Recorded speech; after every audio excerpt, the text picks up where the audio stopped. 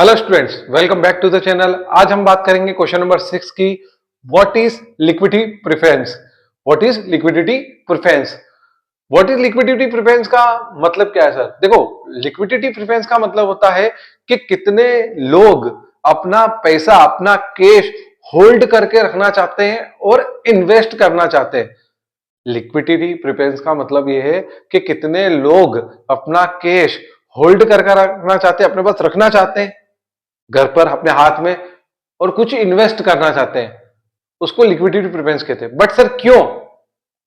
तो देखिए, पहले मीनिंग समझ लेते हैं, बट क्यों की बात बाद में करते हैं। तो लिक्विडिटी प्रेफरेंस का मतलब ये हाथ में पेमेंट रखना।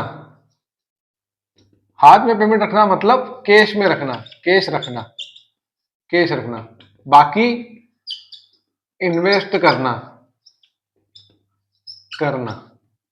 ठीक है, हाथ में पेमेंट रखना है, कैश रखना है और बाकी इन्वेस्ट करना, उसको बोलते हैं लिक्विडिटी प्रेफरेंस। बट क्यों सर? देखिए, पहले मीनिंग समझ लीजिए, इंग्लिश में लिखा है।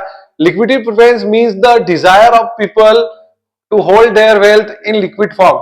बहुत से लोग अपनी डिजायर, अपनी इच्छा रखते हैं कि पैसा वो कुछ लिक्विड फॉर्म में कैश में रहे उनके पास, rather than other assets. Other assets में इन्वेस्ट करने की जगह, अदर असेट्स खरीदने की जगह अधिकतर लोग कैश को अपने पास रखना पसंद करते हैं।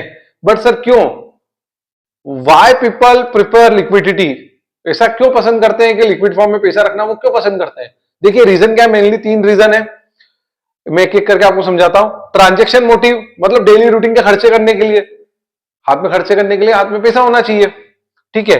Precautionary precautionary motive. Precautionary motive का मतलब होता है इमरजेंसी के लिए। इमरजेंसी, कभी भी रात में कभी भी जरूरत पड़ जाए पैसों की, तो हाथ में पैसा होना चाहिए। कोई भी इमरजेंसी आ सकती है, उसके लिए पैसा हाथ में होना चाहिए।